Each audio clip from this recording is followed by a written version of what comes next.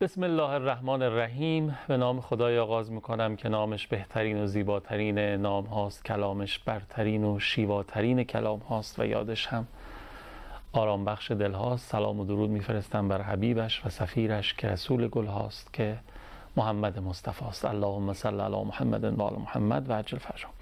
سلام علیکم خانم ها آقایان محترم، هم نفسای دوست داشتنی، یاد خدا الهی خوب باشین و فرصت داشته باشین تا پایان با نگاه زلال و مهربان و مشتاقتون برنامه خودتون یاد خدا رو همراهی بکنید. داریم درباره ضرورت انس با قرآن کریم صحبت میکنیم به مناسبت ایام ربیع الاول و این یادگار بسیار بسیار مانا و گرانبها که نور محض هست، این قرآن کریم که یادگار نبی مکرم اسلام هست.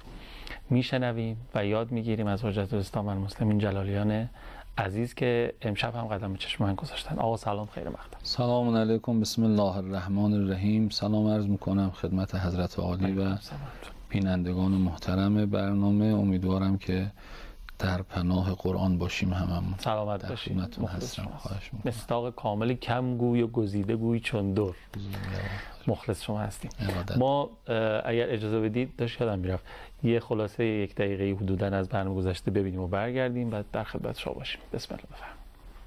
خب ما تا به اینجا عوامل محجوریت رو بحث کردیم، توصیه های اهل بیت سلام الله علیهم اجمعین درباره قرآن کریم، تاکیداتی که داشتن برای اینکه قرآن محجور نمانه شنیدیم از حاجی جلالیان عزیز.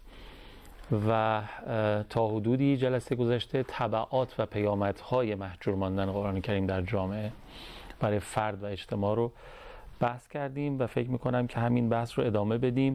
به نظرم خوبه که نگاه خود قرآن راجع به این قضیه رو هم بدونیم که اگر در واقع قرآن محجور بشه چه اتفاقاتی خواهد افتاد. بسم الله الرحمن الرحیم. عرض کردیم که ما در جلسات گذشته پرداختن به قرآن در زندگیمون باید یه نقش اصلی و اساسی داشته باشه.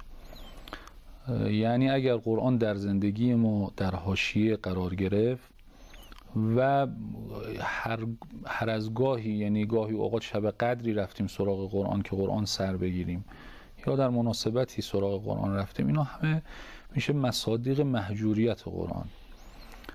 حتی در حالات شخصی خودمون گفتیم ابراز در واقع احترام یا ابراز انزجار نسبت به کسی که به قرآن جسارت میکنه.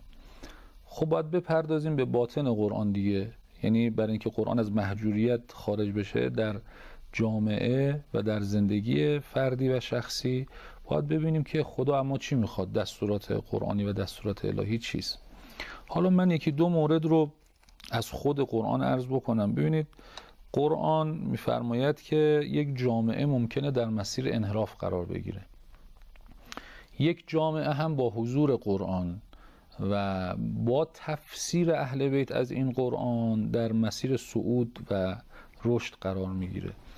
حالا چه میشه و چه عواملی باعث میشه که در واقع قرآن در مسیر سقوط قرار بگیره؟ امام حسین علیه السلام، شما در مسیری که حضرت از مکه را افتادن به مدینه، از مدینه تا به سمت کوفه که در کربلا در واقع متوقف شدن، کلمات سید الشهدا علیه السلام رو ببینید چقدر امام حسین با آیات قرآن در واقع اشاره می‌فرمایند و استدلال میکنن، چقدر با قرآن در واقع صحبت میکنن. اما این کلام سید الشهدا علیه السلام با قرآن، دعوت مردم به قرآن. ما ممکنه شخصی رو داشته باشیم حافظ قرآن باشه، با قرآن سخن بگه، ولی در اوج انحراف و انحطاط باشه. نمونش کیه؟ نمونش در تاریخ میگه مثلا ربیع ابن خثیم. ربیع ابن خثیم از اصحاب امیرالمؤمنین در جنگ صفین همراه حضرت امیر علیه السلام. خب قرآن‌های سر نیزه رو دید، نماز خوندن ها رو دید. ببینید اینا انحراف دیگه. یعنی به ظاهر قرآن کسی بخواد صرفا اکتفا بکنه، اصلا عادت میکنه به ظاهر بین بودن. یعنی اگر شما فکر کردید که نماز جماعت خیلی مهمه، نماز اول وقت بسیار مهمه، نمیدونم رعایت کردن آداب دینی بسیار مهمه، اما اگر کسی فقط به این ظواهر پرداخت میشه ظاهر بین. میشه ظاهر بین. حالا نسبت به قرآن هم همینه. ربیع ابن خثیم آمد به امیرالمومنین گفت آقا من با اینا کاری ندارم، من نمیتونم با اینا بجنگم. چرا؟ بابا علی مع الحق و الحق مع علی، علی مع القرآن و القرآن مع علی. اینو نقل های مختلفه دیگه. شما اگر میخوای قرآن رو ببینی، پیامبر فرمود علی مع القرآن و القرآن مع علی. میخوای حق رو بفهمی، علی مع الحق و الحق مع علی. آقا من با اینا نمیتونم بجنگم. چرا؟ اینا نماز میخونن، اینا قرآن همراهشون هست، مگه میشه اینا باطل باشن؟ همین آقای ربیع ابن خثیم جدا شد از امیرالمومنین، آمد در مرز ایران و بعدهای قبری برای خودش کند و شد حافظ قرآن، یا شاید حافظ قرآن بود. داره که حدود شاید مثلا 10 سال 15 سال هر کسی که به اون مراجعه میکرد در این قبر مشغول عبادت بود. ازش سوال میکردن آقای ربیع ابن خثیم تشنته، با آیه قرآن جواب میداد. آقای ربیع ابن خثیم گرسنته، با آیه قرآن جواب میداد. چیزی جز آیات قرآن از زبانش فقط با قرآن صحبت میکرد. یعنی اینم یه سبک صحبت کردن با قرآنه. ما دنبال این سبک صحبت کردن با قرآن اصلا نیستیم، گرچه خوبه. یعنی یک آدم شایسته متفکر همه چی تمامی که در قرآن کار کرده، حافظ هم هست، همه چی رو با قرآن جواب میده، احسن. اما بعد از این چی؟ آیا به این اکتفا کردی؟ اگر به این اکتفا کردی میشه ربیع ابن خثیم آمدن در سن پیرمردی 80-82 سالگی که یکی از زهاد زمان خودش و عباد زمان خودش بود، اومدن بهش گفتن آقای ربیع ابن خثیم امام حسین علیه السلام به شهادت رسیدن، دیگه پیرمرد شده بود. اول دست پشت دست زد، گفت وای بر امتی که فرزند پیامبرشون رو کشتن. بعد یک دفعه گفت استغفر الله، ذکر غیر خدا گفتم. یعنی من بدون قرآن و خالی از قرآن حرف زدم و کلامی رو گفتم. ببینید این سبک حرف زدن با قرآن خوبه، ولی کن اگر فراتر از این نره ثمرش میشود امام حسین علیه السلام که به شهادت میرسد و براش مهمم نیست که امام حسین قرآن ناطق در واقع به اون وضعیت به شهادت میرسه. این میشه انحطاط جامعه. حالا ببینید قرآن میفرماد آقا شما در واقع در جامعه افرادی رو میبینید، این افراد گرفتار انحرافن. میفرماد اعوذ بالله من الشیطان الرجیم، میفرماد یوم تقلب وجوههم فی النار یقولون یا لیتنا اطعنا الله و اطعنا الرسول. اینا وقتی که به عذاب خدا گرفتار میشن در جهنم میگن که ای کاش ما در دنیا اطاعت از خدا و رسول میکردیم، چه اشتباهی کردیم. خب یکی از مصادیق انحراف و انحطاط رو قرآن در این آیه شریفه برای ما بیان فرموده. و قالوا ربنا انا اطعنا سادتنا، میگه آقا ما رفتیم سراغ بزرگترامون، رفتیم سراغ اجدادمون، اینا گفتن آقا این کار خوبه، بت خوبه، ما هم گفتیم خوبه. اینا این سبک زندگی رو روز قیامت کسی نمیتونه بگه آقا، یعنی انسانی که بهش عرضه شده، نه جاهلی که اصلا نفهمیده بهش نرسیده، نه انسانی که بر او عرضه شده، افکار مختلف بر او عرضه شده، میتونسته فکر بکنه، میتونسته عمیق بشه در مسیر هدایت و نشده، میگه آقا اینا تقلید کورکورانه کردن. بهش گفتن آقا راه خدا اینه، منتها مسخره کرد، قبول نکرد، نپذیرفت راه حق رو. گفت آقا بابای من اینجوری بوده، بابا بزرگ من اینجوری بوده. اینا حسرت میخورن روی، میگن فاذلونا السبیل، آقا این بزرگترای ما رو گمراه کردن. خب چرا تقلید کورکورانه کردی؟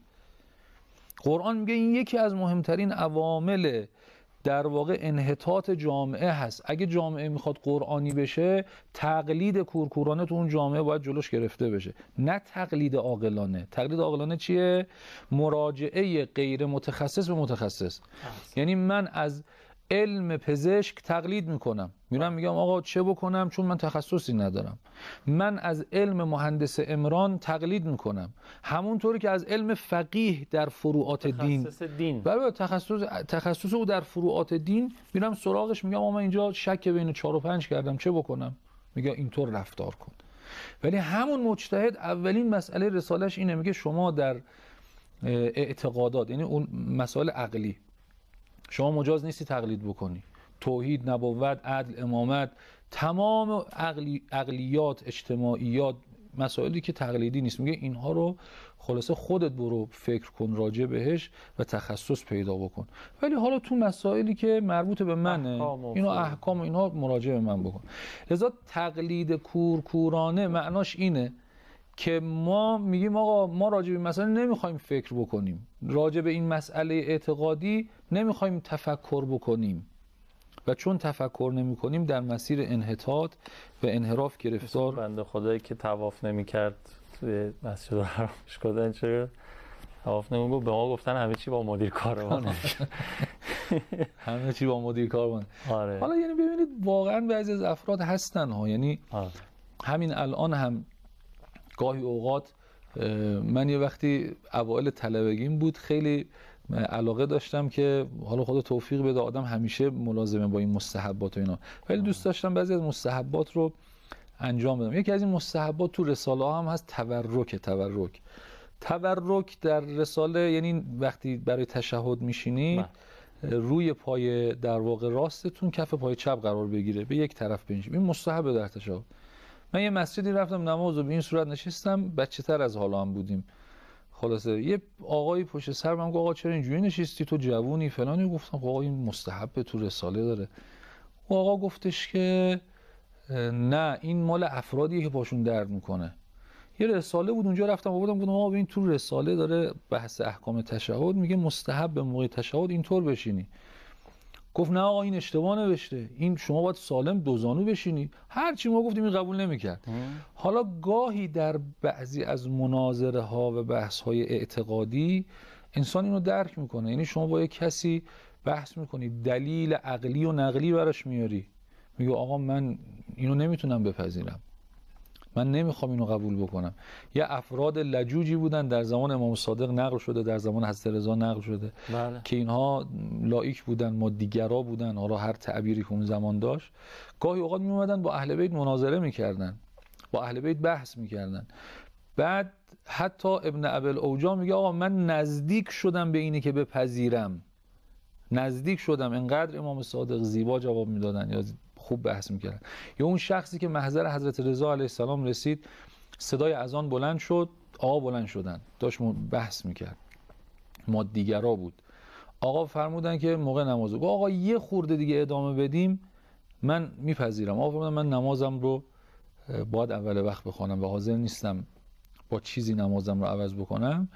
خب ببینید بعضی از افراد هستن لجاجت خاصی دارن، شما هر چی هم بگید اون نمیپذیره، نمیخواد بپذیره. اینو مصداق همین افرادن. قرآن هم میگه سمون بکمون عمیون. بعضی از افراد کر کور لال میشن، هر چی شما بر اونها بگید خلاصه بیفایده است و باطنشون در واقع دیگه نابینا شده. خیلی خوب شما اشاره به نماز کردین، داشتم فهم کردم خوب شد خدا این 5 وقت نماز رو برای ما واجب کرد. اگه این نماز نبود خیلیامون اصلا یه آیه قرآن هم کلا نمیخوندیم. باز به برکت خوندن نماز یه چند آیه قرآن ما توی نماز میخونیم که یادم افتاد امام رضا جانم توی تفسیر نورالثقلین اگه اشتباه نکنم دیدم که فرمودن اصلا خدا برای همینم قرآن رو در نماز یعنی سوره حمد و اینا رو واجب کرد که قرآن از محجوریت در بیاد به این نوع. الحمدلله رب العالمین. خب یکی از آیات نورانی قرآن کریم رو با اجازهتون بشنویم و فضای برنامه متبرک کنیم، متناسب با بحثمون برگردیم و چند دقیقه پایانی این برنامه و این سلسله برنامه که 5 برنامه شد رو تقدیم حضورتون خواهیم کرد. بفرمایید.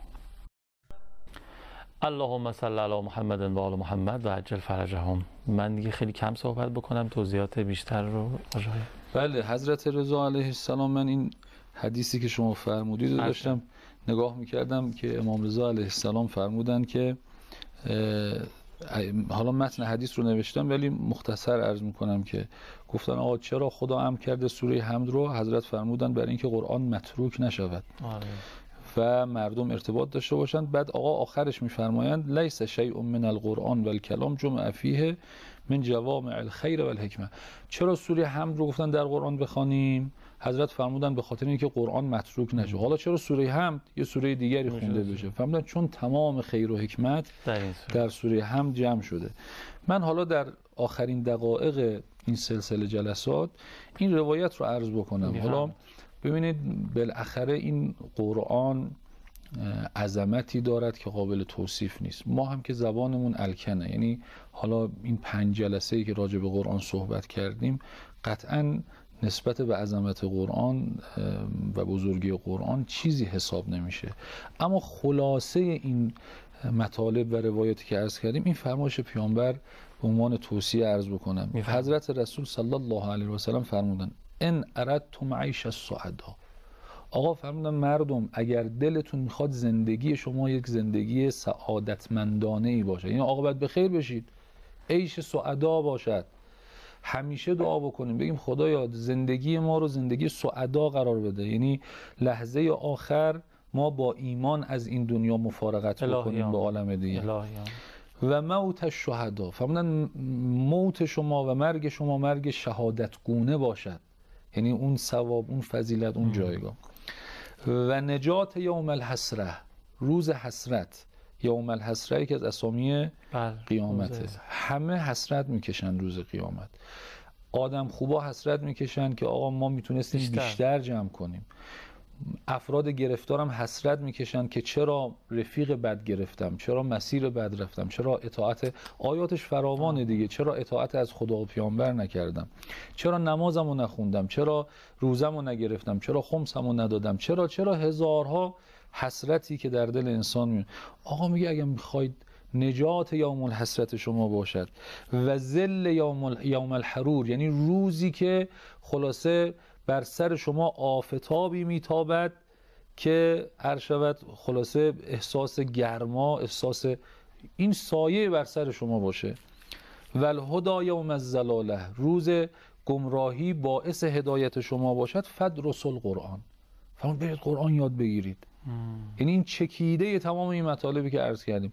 پیامبر خدا میفرماد تمام این خوبی ها مجمعش قرآنه، برید سراغ قرآن. فانه کلام الرحمن، مردم قرآن کلام پروردگار رحمان است.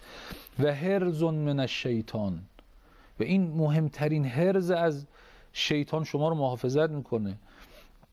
خیلی از افراد امروز راه میفتن گاهی اوقات، چون یه ابتلاع اجتماعی واقعا عرض میکنم، تا مختصر گرفتاری چه مالی چه ازدواج بچه‌هاش یا مشکلات دیگری پیش میاد، اولین چیزی که میگه آقا ما رو سحر کردن. خب اولا این سحر کردن که واقعا 99%ش اشتباه برداشته، سبک زندگیمون غلط بوده، سبک زندگیمون باعث این، یا نه اصلا یه اتفاق عادی از دنیا دارم بالبلای محفوفه. الان از لحاظ اقتصادی همون امتحانی که خداوند عالم میکنه گاهی بالا پایین داره. آقا میفهمن اگه میخواد از همه اینها ایمن باشید، حرز من الشیطان، قرآن بهترین حرزه. آخه در ادامه همون اون اشتباهی که صورت میگه دنبال راه حل هستیم و میریم میگیم از یکی ذکر بگیریم پیش هر کس و خودمون رو گرفتارتر میکنیم. درسته که دارم میفرمایند قرآن همین، قرآن محجوریت قرآن یعنی همین، یعنی اینی که چند وقت قبل اخبار من شبکه سراسری دیدم که یه خانومی رو عرض شود که یا شاید هم تو فضای مجازی خوندم خاطرم نیست، ولی یه خانومی در اینستاگرام در واقع ذکر میداد به مردم که حداقل ظواهر دینی رو هم نداشت.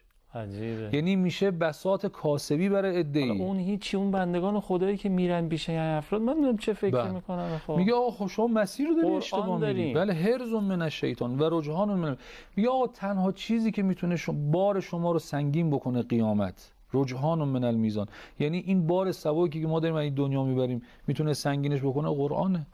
این قرآنه که میتونه زندگی دنیا و آخرت ما رو آباد بکنه و انسان رو رشد بده. لذا امام صادق فرمودن القرآن عهد الله الی خلقه، مردم قرآن عهد خداست با شما. فقط ینبغی للمرء المسلم، فرمودن سزاوار است انسان مسلمان ان ینظر الی عهدهی، هر روز به این عهد نگاه کند و ان یقرأ منه فی کل یوم 50 آیه، حداقل روزی 50 آیه از این عهد بین خودش و خدا بخونه. پایینتر از اینم فرمودن. واقعا ما اگه شیعه امام صادق هستیم این کارو میکنیم یا نمیکنیم؟ روزی 50 آیه، یعنی این سوال هر کسی من خودم. حتی پایینتر از اینه، یک کسی میگه آقا من تحمل خوندن 50 آیه ندارم. پیامبر خدا فرمودن من قرأ 10 آیات، ما 10 آیه فی لیلتن لم یکتب من الغافلین، پیامبر میفهمن اگر کسی حداقل 10 آیه در روز بخونه این در زمره افراد غافل حساب نمیشه. یعنی 10 آیه همین. چرا خودمون محروم کنیم از این؟ بله واقعا این مهمه. و بعد فرمود پیامبر خدا و علیک به تلاوت القرآن علی کل حال، فرمود مردم در هر حالی قرآن. نشستید جایی، آقا تو محل کارت نشستی، چرا میای میگی آقا منو سحر کردن کاسبیم خرابه؟ این حرفا چیه؟ قرآن هرزه. تو محل کارت بشین قرآن بخوان، رو آیات قرآن فکر کن. این قرآن میشه برکت کار و کسبت. خدا باید این گره ها رو باز بکنه از زندگی ما و این کمک خواهد کرد که انشالله این اتفاق بیفته. خیلی ممنونم، دست شما درد نکنه. ما 5 جلسه خدمت شما بودیم و تلاش کردیم که درباره قرآن کریم، انس با قرآن کریم و عوامل محجور ماندن قرآن کریم، راهکارهایی که قرآن رو بتونیم از محجوریت خارج بکنیم از شما شنیدیم. شما هم از قرآن و کلمات معصومین فرمودین. انشاءالله خدا توفیق بده به آنچه که از شما یاد گرفتیم بتونیم عمل بکنیم. عواملی ندارین، این آخرین لحظات من فقط نکته آخری که در کلام اهل بیت علیهم صلوات الله هست و توصیه آخر که اول به خودم و بعد بینندگان محترم دارم اینه که برای بزرگ شدن قرآن که قرآن بزرگ هست و برای رفع محجوریت قرآن هر کسی قدمی بردارد، قطعا قرآن در قیامت بهترین شفیع هست و اهل بیت بهترین شفعا هستن و دستگیری میکنن. کمک بکنیم به همدیگر واقعا در محل خودمون، در خانه خودمون، در مسجد خودمون، محل کار خودمون، هر کسی برای در واقع رفع محجوریت قرآن یه قدمی برداره. انشاءالله. خیلی ممنونم. اجر شما با صاحب قرآن کریم. خیلی استفاده کردیم. خدا خیرتون بده. خیلی ممنونم. من یه چند جمله ای از گوته، شاعر و نویسنده بزرگ یا معروف آلمانی دیدم. به نظرم خیلی مناسب اومد اینو عرض بکنم در پایان این 5 برنامه و بعد با شما خداحافظی بکنم با اجازه آقای جلالیان عزیزم. تأمل بفرمایید. گوته، شاعر و نویسنده بزرگ آلمانی، ایشون میگن که ما در اول از قرآن روی گردان بودیم ولی طولی نکشید که این کتاب توجه ما را به خود جلب کرد و به حیرت آورد و بالاخره مجبور شدیم اصول و قواعد آن را بزرگ بشماریم و در مطابقت الفاظ آن با معانی بکوشیم. مرام و مقصد این کتاب بی اندازه قوی و محکم و مبانی آن بلند و از این نظر ما را به اهمیت و علو مقام خود بیشتر جذب می کند. با این وصف، از اجابتش خیلی دوست دارم، میگه با این وصف به زودی بزرگترین تأثیر خود را در تمام جهان نموده، نتیجه مهمی از خود به جا خواهد گذاشت و باز میگوید عنقریب است که این کتاب توصیف ناپذیر قرآن عالم را به خود جذب و جلب نموده، تأثیر عمیقی در دانش جهان نهد و به نتیجه جهان مدار شود.